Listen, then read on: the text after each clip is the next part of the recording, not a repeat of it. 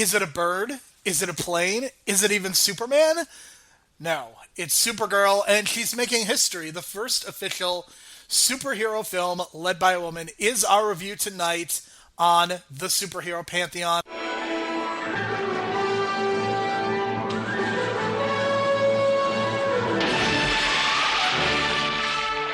Who is she? You know, I think I recognize the costume.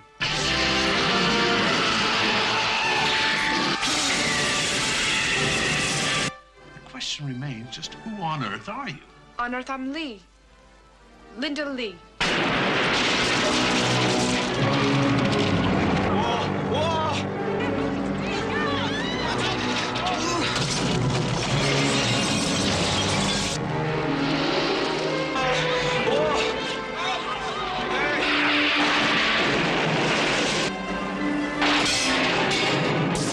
Why don't you just leave this poor kid alone and worry about the other one that flies?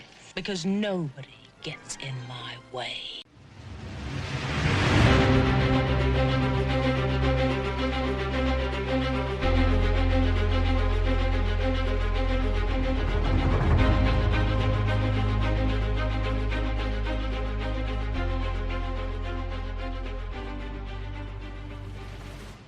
This is the Superhero Pantheon. On this podcast, we take one superhero film a week and decide whether it should be in the Pantheon, the pile of shame, or somewhere in between. My name is Jerome Cusson. You can find me on Twitter at JeromeC1985. You can find additional episodes of this podcast through Apple Podcasts, Stitcher, and all of your favorite podcast apps through The Real World. We strongly encourage you to leave a 4 or 5-star review so as to help people discover this show and the great work that the folks at The Real World are doing, including the Lost podcast, including all that Matt Waters and Ben Phillips are doing. So make sure you go leave those 4 or 5-star reviews. If you would like to interact with us or send feedback, you could do so in one of two ways. First, send an email to superheropantheon@gmail.com. Second, find us on Twitter at Hero Pantheon. Well, Brian, all I can say to you is, and you can listen and follow Brian on Twitter at Brian DaBrain. Brian, all I can say is we have started a brand new feed. We are on a brand new feed, and we really wanted to come out with a heavy hitter. So what better way to start our run here than to have Supergirl? Well, it's the month where we have Captain Marvel coming in, so it's nice that we get to review some of these, female-led superhero movies. But alas, we wanted to start out with a bang, like you said, but man, like quite the bang it is, because this movie is one of the most poorly written movies I've ever seen. But visually, it's kind of like watching a Doctor Who episode from the 70s and 80s, so it kind of gets your attention in that respect. So I'm a fan of old school Doctor Who, so the first 15 minutes of this movie are very much that of an old school Doctor Who episode, and then it just kind of goes off the rails after that. So yeah, quite the bang it is, because this movie is all over the place, but I think down the line the legacy kind of turned out positive, because it actually contributed to the show that continues on today. Absolutely. There are tons of notes for this movie, despite the fact that it was ultimately a complete box office disaster and was one of the contributing factors to the producers eventually selling the rights to both Superman and Supergirl, and that is how we ended up with the movie that has ended up in our pile of shame. That would be Superman 4. Christopher Reeve was originally supposed to be a part of this film in making a cameo, but he had to drop out. And I am very curious to know if the script being so poor is why he decided to do that. But then again, you consider Superman 4 and how bad that script was, and you just kind of wonder what the hell happened there. The original script for this movie had Supergirl trying to rescue Superman, who had fallen ill due to Selina's magic. And one of the things that I was wondering as I was watching this is if Superman had been involved in some way, either in a mentorship role or even with with a Robert Downey Jr. role in Spider-Man Homecoming, how much better would this movie have been, do you think? Oh, tons. The moment she looks at his poster in that girl's room, and like you want that moment of like, man, if we just had Reeves in this movie, it would have been like so much better. But for some reason, I don't know what it was, disagreements here and there, contract disputes or whatever, but it's a real missed opportunity, because you feel like had they done it right, this could have been like the first attempt at a real, expanded universe within, like, a cinematic universe kind of thing, like expanding it beyond the main character. You kind of break off into these different worlds, and they didn't do that. So basically, by kind of taking away from that, it kind of takes it away from this whole idea of being inclusive in this bigger universe kind of thing. The only thing we got was Jimmy Olsen, and I thought that was such a poor choice. But at least it made it seem like it's the same. It is the same universe, but just having Reeves there would have made it so much better, and the chemistry would have been so much better.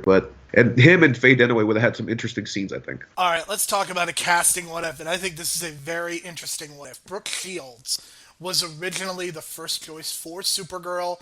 She even auditioned for the part of Linda/Supergirl. Alexander Salkind wanted a name, and Brooke Shields was a pretty famous young actress at that time. And they were inspired by Christopher Reeves being an unknown as he was cast for Superman. The director of this film, whose name I'm probably going to botch, but I'm going to give it a shot. I'm going to say Jano Swark. And Ilya Salkind successfully argued in casting a new and unknown actress for this part. And while I certainly appreciate what they were trying to do, based on what I've seen from Brooke Shields, the way she carries herself, her personality, I just get the sense that she would have been better than Helen Slater. And I think Helen Slater certainly has her moments, but there are definitely some aspects of the movie where she just seems completely overwhelmed. Yeah, I get that vibe too. And Brooke Shields did Blue Lagoon around, before this? I believe it was before this, or it was around the same time. Yeah, then that kind of would have fit the bill better, because she's supposed to be like this high school girl, I guess, I think. Even though Helen Slater, I think, was 20 at the time, she still seemed a little older than the high school girl she was like portraying, or the ones portraying around her. So, I just think Brooke Shields would have been a better choice. You're right. But at the same time, the idea of hiring an unknown, I kind of get that. But how many other names were there at the time, around 1983? Some of the actresses might have been a little too old for the part. They had to maybe go with an unknown, and maybe for budgetary reasons. And they kind of made up for it anyway by getting this whole all-star cast to surround her, even though it kind of amounted to nothing. Right, and Richard Lester turned down the producer's offer to direct the movie. He, of course, did Superman 2, took over that movie from Richard Donner, and, of course, directed Superman 3, both of which we have reviewed previously. And I don't know if he would have made a difference either way, but if you look at the IMDb page of the person who directed this movie, the one thing I will say is that at least that person had a career, and Richard Lester really did not. Yeah, the person who directed this, the name is hard to pronounce because it's this weird French last name, right? But he did a lot of TV afterwards, like so much TV where he became such a regular for different shows. So I can tell, like, by this movie, the directing is not the issue. It's mainly the writing and just the dialogue sometimes, and then mainly just the plot, just putting it all together. It's really the writing that's the problem with the movie, despite some of the Razzie nominations, and I get that. But the directing I thought was fine. Like, a lot of the shots look good. With Richard Lester, you get this kind of, overly comic kind of situations with some of the scenes that he creates. Here, you don't really get that. You kind of get the right sense of drama and then the right sense of comedy. Just the problem is, like, the logic behind everything. And, of course, there is another interesting casting. What if John Travolta was approached to play Ethan, and he, of course, did not. And I'm not a huge John Travolta guy, but I also have to believe that he would have been much better in this role. Demi Moore was originally slated to play Lucy Lane, but opted out at the last moment. I think the actress that they cast to play Lucy Lane actually did a fine job. She was probably the best performance in the movie. So that is the one case where I think the casting would have probably would not have worked out as well.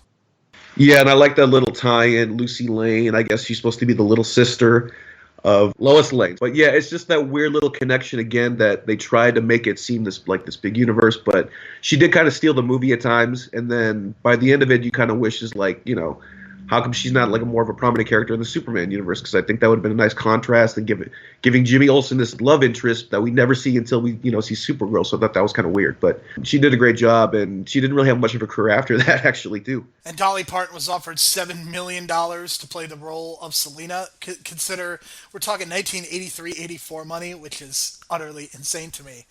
But they were also considering Jane Fonda and Goldie Hawn. Both of them turned this down. When I hear those three actresses, I almost think that they were kind of going for a more comedy bent to the role, and that is obviously Faye Dunaway was clearly influenced by that based on some of the things that I've read and that she's discussed. But I don't know. I think you need somebody to play this role straight, and I think the tone, especially of the villain, was something that they never quite got right. Yeah, it was more of a joke at times, and then by the end it kind of got serious. But at the same time, it's like it took a while to figure out that she was a witch, also. So just based on the performance, I thought it was just some rich lady that found this magical orb from space, but it turns out that she's a witch. So to play that off, it's going to be kind of difficult. Anytime you play a witch, you either got to play it like kind of the Bewitched style, where it's just kind of like comedy, and you kind of make fun of like the magic and all that kind of thing, like a Hocus Pocus style, or you do it very dark. You know what I mean? And for this kind of movie, it should have been that comedic style, I think, and that's why I kind of figured the casting choices the way they did them. And then the way kind of Faye Dunaway did it is like some kind of cross between like this very serious character and then having these really like weird moments of comedy. I'm just kind of used to her being so serious, and then seeing her in this, it's kind of like you're not sure how to take it, because I mean, you watch her in Chinatown, you watch her Mommy Dearest, it's like, okay, that's definitely not funny, but here she's trying to do serious acting but getting laughs out of it. It works at sometimes in the scenes, but the other scenes are just kind of like whatever with her performance. And just a couple more notes before we get into the heroes. Excluding the director's cut, it is said there is over an hour of missing footage of the film in the vaults of the studio, along with the excised footage of Superman 2. Apparently, there is a 2.5 hour cut of this movie that exists. The cut that I watched was just over 2 hours, and it still felt like it was a major drag. Yeah, that's the cut I watched too, and I felt like they could have easily cut a lot of this out. A lot of the bullshit at the amusement park, a lot of the bullshit with like the stuff where like she hypnotizes the guy and then the guy's walking down the street and then the first person he sees he falls in love with, but clearly he sees all these other people in the street in front of him. No, it's the first woman that he sees. I believe that was the gimmick. But still, like, how does, like, what if the person is trans? I mean, these are the things that they didn't ask in 1984, but it was very weird, and it of course made zero sense. Yeah, and then what's kind of funny too is that we got to admit that Ethan is the asshole that tried to sell John McClane out in Die Hard. So the moment I saw that, I was like, oh shit, that's the asshole from Die Hard. So that was kind of a big pop for me. But again, this is probably his second most famous role. I have to believe he's been in other movies. I'd probably have to do some research on that. But I feel like he's done some voiceover work that has usurped this role. There's one more thing to mention. This movie may take place in the same universe as Flash Gordon. The green eggs that Flash uses to defeat Ming soldiers in the throne room in Flash Gordon can also be seen when Linda Lee meets Lucy Lane in the town which the bulldozer destroys. They walk and talk towards the diner to meet Jimmy Olsen. The green eggs can be seen decorating a store window behind them and around mannequins. So this movie takes place in the same universe as Flash Gordon. God, that makes me so happy, because the first 15 minutes where they do this crazy sci-fi background, like they pretty much give you that Flash Gordon kind of feel, and I was definitely feeling that. And then hearing all this stuff and reading about it, if Flash Gordon and the Christopher Reeve Superman universe take place in the same universe, which apparently it does unintentionally, that's great, because it just makes my geekdom that much more happy, and it makes me laugh, and it makes sense because this movie kind of has that weird Flash Gordon kind of vibe, but minus the charm, I think. I mean, I was kind of thinking like Barbarella, which is infamously one of the worst movies that has ever been produced. There were definitely a couple of those moments as well, and I know that is kind of a superhero movie, sort of, but I'm not really considering it for this podcast purposes, but I was definitely getting some Barbarella vibes as well. Oh yeah, especially with like the weird like the weird dresses, and then the way that the camera kind of shakes sometimes with the scenes. Yeah, I get that kind of vibe too. All right, let's talk about the heroes. Helen Slater, she does a fine job in certain moments. I think she's very good with Ethan in particular when he's not hypnotized, and there seems to be some genuine chemistry that goes on, but that's really one scene, and I think there are other individual moments that she does handle well. I don't think that she is bad per se, but there are some times when she has her big monologue at Selena towards the end that it just doesn't, I don't buy it. And I think this film is also confused about whether we are supposed to think that Linda Lee is really intelligent or stupidly naive. And I think the reason that Superman was able to balance this better is because we know that Clark Kent has lived on Earth for a number of years. So he is able to strike that balance so well because he has the experience. Meanwhile, this person, Linda Lee, Supergirl, has just gotten onto the planet and she basically jumps from one to the other pretty quickly. And if you watch the first 15 minutes of this movie, it's her fault that this orb ends on Earth. So she's not very smart. No, it's just I mean the way it happens too, like the orb can basically create, I don't know, matter or life or something. It's not really clearly explained. So she It is basically a MacGuffin, as Alfred Hitchcock would refer to it. basically she creates like a fly. The fly breaks out of the dome that the city that they're in is hiding. And that's another thing too. Like, where is this city? Like, it's a city of Kryptonians on some kind of floating meteor or something that Superman doesn't even know about. And they may or may not be underwater, which means where's Aquaman in all this? Yeah, I didn't even realize the whole underwater part too. But goddamn, like as she goes off chasing the orb, right, without telling her parents, which Mia Farrow is the mom apparently. I mean, a lot of just things just go by in the first like even 5 minutes of this movie, and then she takes off, and then all of a sudden she's on Earth in her Supergirl uniform. So that it's just another one of those things where the gap in the logic there is just kind of like whoa. And then her performance is just so like it's supposed to be naive, and I get it. She's never been on Earth before. I think she's supposed to be a smart girl because she answers the math questions correctly, but to her, that's probably normal math or something, right? The way I see it, it's just I feel like they took away a lot of her dialogue, and you can kind of tell, like, she probably had more dialogue to kind of explain things, but because of the limitations of her performance at the time, and I'm not saying she's not a bad actress now, I'm saying, like, at the time, like, she was probably limited for being a younger actress. So doing that, and you add that together, you can kind of tell, like, they stripped a lot of the dialogue out of her. Right, and one of the things that I really did not like about this movie is basically the first scene where she's interacting with men. She gets sexually harassed, and it's like, well, that of course is going to happen because this is a female superhero. But it was not good. And one of the male characters saying that this is how we are or something like that. Just, ooh boy, was that bad. Has not aged well at all. No, but at least one of the things that I did kind of like, oh, okay, they kind of switched the damsel in distress and made him a dude. So that was at least kind of like cute, tongue-in-cheek wise for a bit. Because basically it was Ethan just getting in all this kinds of trouble and being the damsel in distress. So that part I kind of like respected. Right. They at least tried to do that. And you mentioned Mia Farrow being in this movie for 5 minutes. Allura is a nothing character. I'm not sure how the age thing works out between Mia Farrow and Helen Slater at this time. Peter O'Toole is actually in this movie. He's kind of in the Marlon Brando role, except we see him both at the beginning and we see him in the Phantom Zone. All I can say is I hope Peter O'Toole got paid. Yeah, and it did seem like he was drunk throughout this movie, so I'm guessing he must have been just drunk. Because you can tell when Peter O'Toole's on his game, like, he's this different mode, you know what I mean? You watch, like, Lawrence of Arabia, he's in a different mode. In this movie, it's like he's in paycheck mode. And then when you see him, like, getting, I guess he's getting drunk on the Phantom Zone, out of all places, at the end, like, he can't barely explain things, but he can figure out how to escape the Phantom Zone, but somehow that, like, Zod and all them never figured out how to get to the Phantom Zone. I don't know. And I thought the Phantom Zone was, like, this glass structure case, but when Supergirl lands there, she just, breaks out of the glass, and I don't know, why couldn't she just fly out of the Phantom Zone? I don't know, just a lot of logic problems. Yes, the continuity issues between Supergirl and Superman 2 are definitely there. I really did enjoy. My favorite scene in the movie is probably the first one between Lucy Lane and Supergirl. I just think that there is a ton of spunk and personality. Almost wish that they had more scenes together, just because I think that those two more than anyone clicked. And Jimmy Olsen in this movie playing kind of a dick. He's kind of a dick in some of the things that he says about Ethan as he is walking around.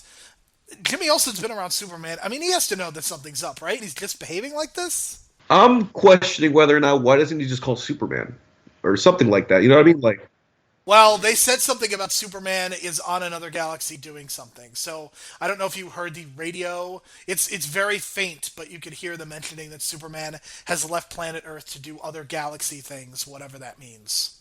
Well, okay.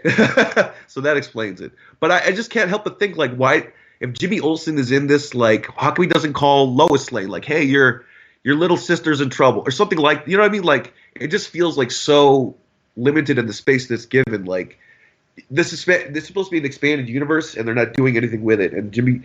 And I don't know if he's being a dick or not, but I just felt like Olsen is just kind of there to kind of like familiarize the audience at the same time. But I just feel like everywhere he goes, something bad happens. Like in every single Superman movie, Jimmy Olsen seems to be the sign of like some bad thing to happen, right? It happened in Superman 3 and 4, like every single time. And it happens here too.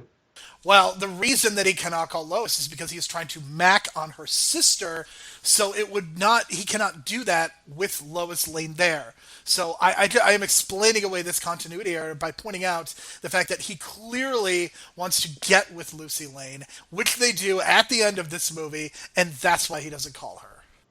I guess so, man. But I just felt like there's missed opportunities there. And I guess he was kind of a dick. But listen, man, if you see a guy walking down the street looking like he's drunk, you're just going to assume he's just like a crazy guy because I've seen that in like Sepulveda here in the Valley. So I've seen it. So I wasn't surprised that he assumed that. Ethan is there. I wish they had played their romance a little bit more straight because the hypnotism stuff just completely went over my head and did not work for me at all. Well, I'm more of like, man, isn't this guy like a 25-year-old, 27-year-old guy? This looks like, and then hitting on a 17-year-old allegedly high school girl kind of thing. I still get kind of creeped out by that. Like it's the Twilight effect with me too. Like I don't know, man. It just seems got something that's kind of off here. Are we just gonna allow this to happen? This older guy kissing this young girl on screen. I don't know. I don't know. Right, and there are certainly numerous other films that we can bring this up. So I really had a hard time with some of these scores, but I came up with a 3 because I don't think a lot of the execution is very good. I certainly think that Helen Slater has a couple moments. I do like some of the individual scenes, but it really doesn't add up for me. I'm gonna give it a 4 because I do like the idea that she's a kind of a protector. I like the scene where she's fighting the invisible monster. That part I liked, and the idea that like she kind of, no hesitation, go away. Like she just kind of warns the monster. Doesn't start to fight the monster at first, so that kind of shows some of those qualities that I like about the Superman kind of character. So I'll give it a 4. All right, let's talk about the villains. And of course, if we have a conversation about the villains of this movie, boy, we have to talk about Faye Dunaway playing Selena. She plays this character very broadly, very comedically. She talked about wanting to play this as a comedy and the director kind of preventing that, but you can still see a lot of that. She earned a Golden Raspberry Award for her performance. I think it is easily the worst of this film. And I am somebody who likes Faye Dunaway. You mentioned Chinatown. One of the movies that I really liked her in was Network. It's probably one of my favorite movies ever made, and I think Faye Dunaway is one of the best parts of it. But boy, was she not good in this movie. And I know you have a different viewpoint on this. Well, I mean, she's trying. Like, you know what I mean? Like, I think anyone other than her would have made this role worse. I mean, this dialogue that she has to give is just so bad and ridiculous sometimes. So my view is that, like, she made it work for what she can, and it could have been a lot worse. Like, this could have been so less watchable if it wasn't for her in this role. So I'm probably going to give it a higher score just by virtue of her performance and not really what the character is as a villain. Because let's face it, it's a horrible written character. It's a horrible villain. But I think her performance kind of makes it watchable and passable at times just because, she's got this thing on screen where she kind of captures the screen. And that's why she's kind of this legendary actress, right? She can take a scene and make shit turn into decent, passable stuff. And I think that's what kind of happened in some of these scenes. And of course, there is Nigel. And Nigel looked familiar. His voice was familiar, so I immediately went to IMDb for the actor, Peter Cook. And he is the priest from The Princess Bride. Did you know that as you were watching this? No, but for some reason I thought he was in Willy Wonka and the Chocolate Factory for some reason, but he was not. But yeah, he seems very familiar. He's very British, snarky kind of humor. So yeah, it worked for him. He's kind of a low-level Bond villain. That's what I wrote down here in the notes, and that seems pretty accurate. And speaking of kind of the wisecracking sitcom sidekick, that was Brenda Vaccaro as Bianca. I swear I recognized her from like some 1980s sitcom, and she's definitely been a character actor on a number of TV shows. and movies, but the only role that I regularly recognized her was she played Joey Tribbiani's mom on Friends. Okay, yeah. Well, she had a few moments in this movie. She's basically the Otis, right? She's a little bit smarter than Otis, though. Yeah, yeah. They're trying so hard to do the whole Lex Luthor Otis dynamic, right? They're trying to do what worked from the first original Superman movie, and that's the dynamic they were kind of going for. But she was definitely smarter, and she definitely had more smarter comebacks and that kind of thing. But she kind of disappears at the end. So Right, as a lot of the characters seem to do. And this is actually my lowest score. I'm giving this a 1, and I think your mileage is going to vary. If you like the Faye Dunaway performance, and you, even if it's bad, if you appreciate the badness, you will probably give this a higher score. But for me, this is easily the worst part of a movie that, regardless, was not very good. yeah, I'm going with a 3 because like I said, it's just she made it entertaining enough for me to sit there and not be frustrated and turn it off or something like that. She made it passable for me. All right, the story. Oh, the story. Why I'm going to have you describe the first 15 minutes of this movie, and then I will give. I had such a hard time because one of the things I try to do is I try to summarize the plot on my own, so I'm not relying on IMDb. But there was just no way I was going to be able to do that. But before I do that, I want you to tell the people about the first 15 minutes. We open up. It's a lost Kryptonian city that apparently is on a meteor or something. It's not quite clear. We don't even know how it got there. We go inside. It's very Doctor Who looking. We see Peter O'Toole. He's got a magic wand. He's got an orb that moves around in a circle, says it creates life and helps sustain the city that they're in on this random meteor. Kara, and I guess she's a student of his, and she takes the thing and she creates this, I don't know, like fly, this giant fly for some reason that comes to life and pierces a hole in the city, and it causes this great suction and sucks the hexagon or hexahedron, or I don't even know what it's called, the orb that glows that is so crucial to the city, and floats out into space. And yeah, that's pretty much it. And that kind of sets it off, and that's the MacGuffin. And Kara has to get it back to save the city. And she kind of sneaks off into a ship, doesn't say anything to her parents. And we see Mia Farrow, I guess, as her mom for like 2 minutes saying, "Where's she going to go? Oh no, well, blah, blah, blah." And then she takes off, and we never see the city again. That's pretty much the first 15 minutes. And I mean, it does have its 2001 Space Odyssey type moments when she's on the ship, and I guess the ship has all these windows, and through all the windows we see all this cosmic stuff going on, like going through all these different parts of the universe or whatever. And it very much is like a 2001 Space Odyssey type nightmare kind of thing going on. So that's the first 15 minutes. I appreciated it because, hey, I loved old school Doctor Who, and that's what it gave me. So there you go. It certainly was very trippy. I don't know if it was good or not, but it was certainly a unique start to the film, and it kind of establishes that Kara is not the sharpest knife in the drawer, and I'm not sure how to feel about that, but that's what happened. After a power source for the community of Krypton survivors is accidentally whisked to Earth, Kara-El, cousin to Superman and niece to Jor-El, chooses to go to Earth to find it and bring it back. Upon her arrival, she becomes just as powerful and super as her cousin, but encounters dangerous battles and unexpected obstacles when a mean-spirited woman who practices rituals of the occult takes the power source for herself and uses it to cause destruction and attempt zenith human status. That is a very academic and professional way of describing this movie, wouldn't you say? Yeah, I mean, if I read that at the beginning of this movie, I think I would have understood it more. Like I was just going and thinking this was going to be a simple superhero movie, but goddamn, there's just so many gaps in logic, and then you don't even know that she's a witch, that Faye Dunaway is an actual witch until like much later on in the movie, because she keeps talking in this I get this magic and this power and blah blah blah. Like what the hell are you talking about? And they give it no context, and all of a sudden she's just using magic.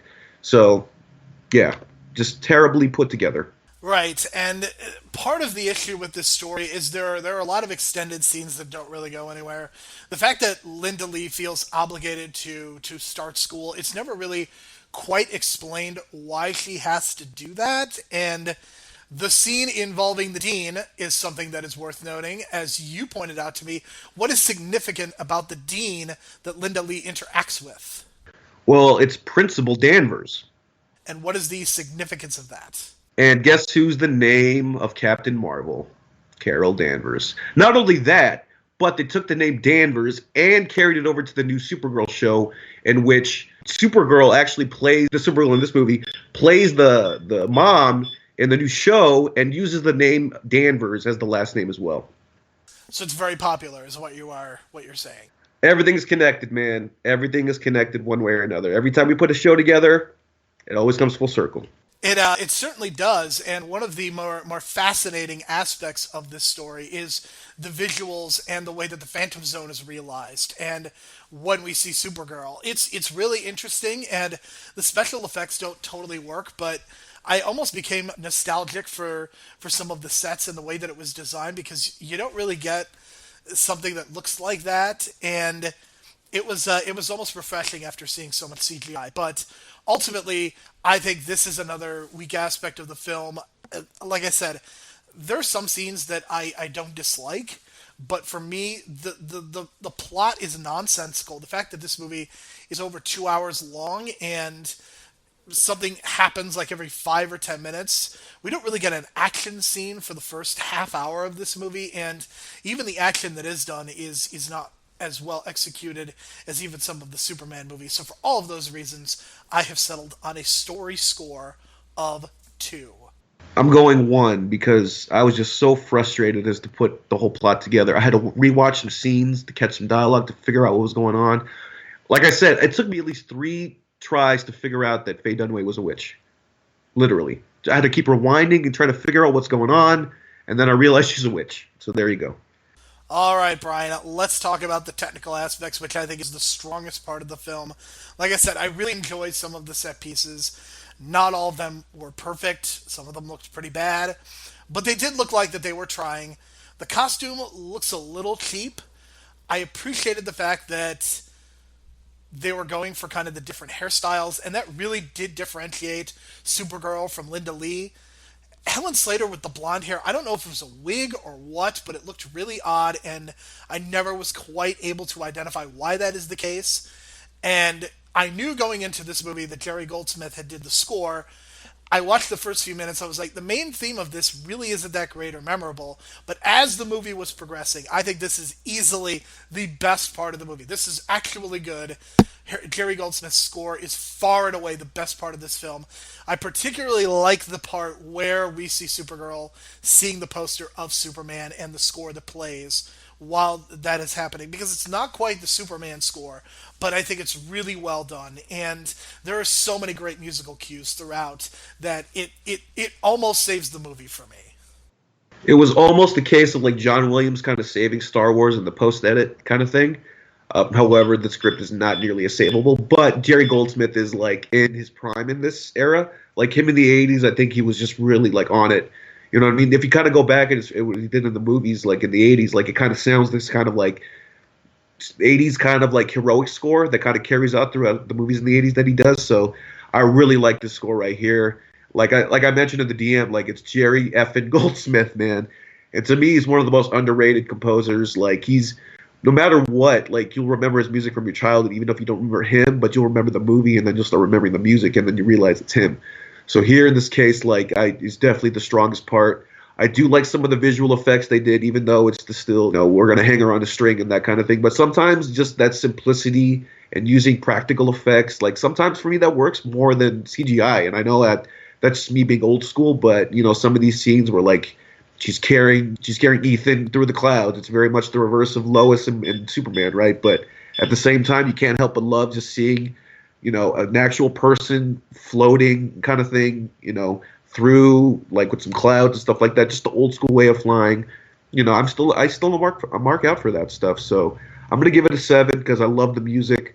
The costume is what it was. I mean, it's just the female version of the Green Superman costume. So it's the bright red, bright blue, the bright yellow. Even with the costumes for the school and stuff like that, I thought it was very much in tune with like the same kind of feel and color as the Superman movies that started it out. So you are going as high as a 7. Wow. I am giving this a 4 because even though I really like the score, I don't like the costume nearly as much as you do at some of the pieces. So this is probably one of the wider variances that we have ever had in our scores, but the technical aspects I think are definitely the strongest. And finally, the legacy. So we have to point out that while this was Helen Slater's film debut, many years later, Slater would appear in episodes of both Smallville, playing Lara, the Kryptonian mother of Kal-El Clark Kent, and she, of course, would also play Kara Danvers' adoptive mother, Eliza Danvers, in the 2015 version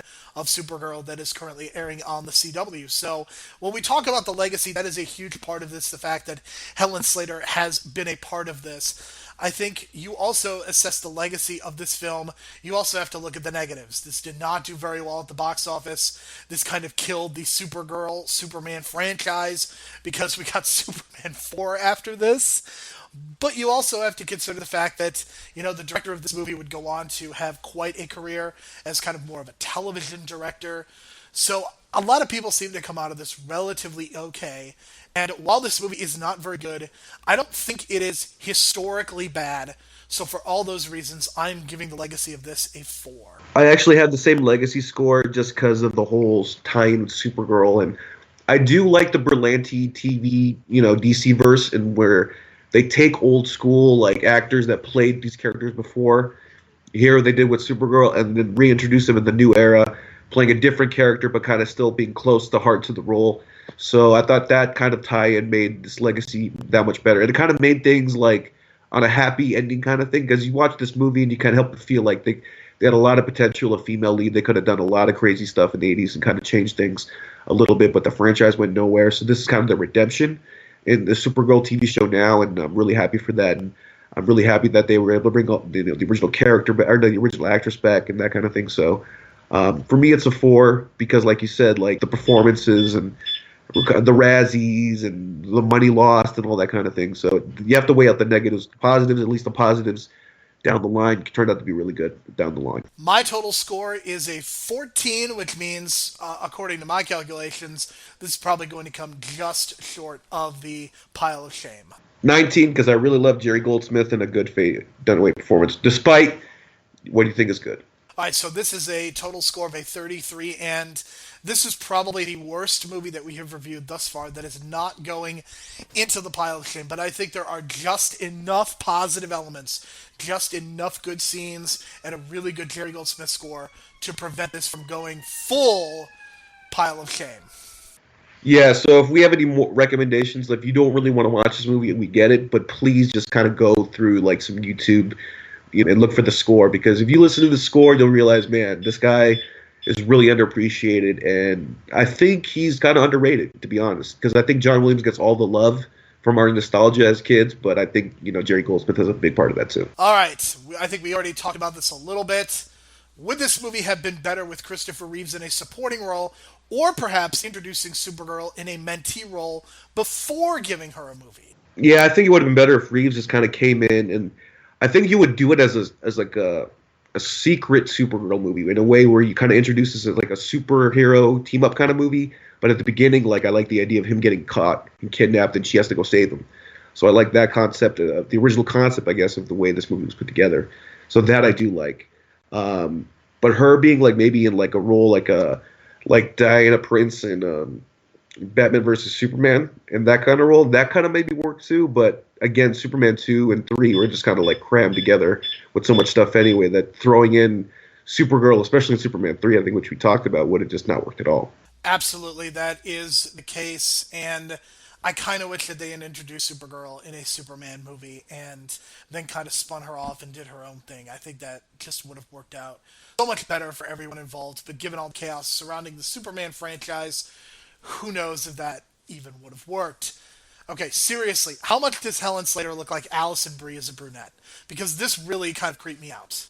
Not as much for me, but it's definitely like the wavy hair, I think. Because she's got that wavy hair look that kind of... It's the eyes, too. It's not just the hair, it's the eyes. Yeah, I get that, too. Yeah, it's like... But at the same time, when she goes blonde, it's clearly like such a different person. I do like that idea of like when she's blonde and brunette, they're like it feels like two different human beings. So that part I do like. unlike some, Clark Kent, Superman stuff where it's just clearly the same guy. But at least here, they kind of played with that and it kind of worked.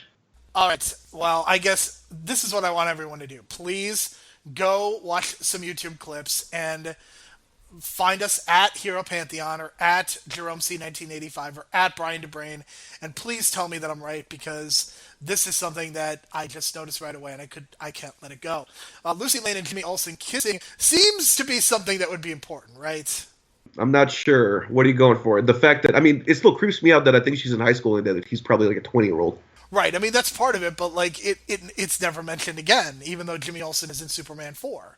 Oh yeah, that's another thing too with this whole Jimmy Olsen continuity that I kind of get frustrated with is like some of the stuff that happens here he never mentions. Like, did he ever mention that he met Supergirl to Superman? You know what I mean? Like, I've always wondered about that, and maybe Supergirl should have been in Superman 4. I don't know, to kind of tie things fully together. All right. Should Supergirl ever return to theaters or stay on the small screen? Well, at this point, the way the DCEU is going, I think they probably will because they're looking for, less the main guys and more of the side guys that don't get the love, like a Shazam. And they're kind of pushing those guys now, and they're kind of going that direction for a bit before they probably go back to the big guys and Superman and Batman coming together for another Justice League movie. So, would not be surprised. In this universe, it probably fits.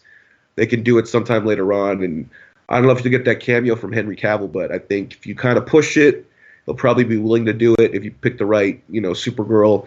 I don't know what kind of age range you want, but it's probably got to be, high school, kind of the same kind of deal. I think it would work. I think you just kind of got to work on the budget, just not go too crazy with the budget. Like, don't give it Aquaman money because I don't think it needs that. But I think it could gross Aquaman-type money if, you play it right and do the Wonder Woman thing and just, give it the right swing. I would almost wait to do a Supergirl movie until one of two things happens. Either the Wonder Woman franchise ends or Supergirl, the TV series, ends. I would wait for one of those two things to happen before I would consider moving her to theaters because I just don't like the idea of there being two different Supergirls, one on TV and one in the movies. It just seems really strange to me, and I didn't like it when they did it with Flash either. Like, I'm not against having different actors playing the different roles, but just not at the same time. Unless it's like the difference between an animated and a live action, because that's just inherently different. I don't know, maybe that's me being weird, but that's kind of my feeling on it. What is your favorite Jerry Goldsmith score? And there is a right answer. Well, this is going to be a weird answer for me because I can't remember all of them right now, but the one that always sticks out for me the most is Planet of the Apes. I don't know how you feel about that one. I mean, Planet of the Apes is very good, but you are... The score is creepy, man. It's so creepy at times because of the piano and the just like what the fuck is going on with these guys, and there's like this creepiness to it. That's at least for me, for Jerry Goldsmith. All right, I kind of understand where you're going with this, but I have to be honest. The only answer that I would accept is Star Trek: The Next Generation, and I am not by any means a Star Trek guy. But that score is iconic, and even if you've never seen the TV show, Brian, I guarantee you that song is going in your head right now. Well, I know it is because it's in First Contact, right? Or not even First Contact, the one before that, the Final Frontier or whatever, or I don't know, it's the one where Patrick Stewart and Shatner were in the same one, and they use that theme as like this transition between the two generations. So I definitely know that score. Da da da da da da da da da da da da da da da da. But for me, man, it's just something. See, you're not doing that for Planet of the Apes. So Star Trek's the right answer. Planet of the Apes, spectacular, wonderful, an amazing score, amazing movie. Come on. I love piano work, man. I don't know what it is, but that piano work always gets to me in Planet of the Apes. But I do get what you're saying because I do love that Star Trek theme as well. All right, that is our conversation on Supergirl. We are going to be continuing our discussion of female superhero movies. Next week, we are going to the theater and we are going to be reviewing Captain Marvel. Brian, I am very excited to be reviewing this movie, the first MCU movie with a female co-director and a female lead. This is very, very exciting. And I know that you are going to be looking like crazy for any hints of Kree and Skrulls on Earth. Yeah, because lately, this last couple of weeks, I've been down this rabbit hole, I guess, of like YouTube theories on the MCU and time travel and what can Captain Marvel do in terms of time travel, and can she do it on command, and who's the Skrulls, and I'm just kind of putting all the pieces together, and I'm excited and taking all these clues that I think I have in my head and kind of putting it all together. And I'll say this: let's not trust Clark Gregg quite off the bat yet in the '90s, and let's kind of see where Captain America's at the end of Endgame. All right, so next week we will be reviewing Captain Marvel, and then in 2 weeks we are going to be reviewing Elektra, a movie that you have probably forgotten about, despite the fact that it came out just 15 years ago. But we are going to be looking at the sequel to Daredevil, quote unquote, and that movie's not going to be very good either. Yeah, I've seen some clips on TV for the last couple of years every now and then, and yeah, I think it's just the case of not knowing what they're doing. So, as it is with many of these superhero movies, and we are going to end the month with Wonder Woman, and that should be really fun. And I'm very interested. I've not watched Wonder Woman since I saw it in theaters, because we were kind of planning the podcast around this time, and I was like, I'm just going to save this for when we are going to review it, and that time is almost here, because I have very distinct memories of seeing it in theaters and liking very specific parts and not liking other parts. I kind of have the same vibes, mostly positive, and seeing it twice in theaters and just thinking man, this is what a good DC story should be. But alas, they did learn their lesson 3 months later for Justice League. All right, and later on in the year, we will be discussing Justice League as well. So, for Brian, my name is Jerome. We want to thank you so much for listening to us and finding us on our new feed. We will talk to you again next week. Want to have a spray?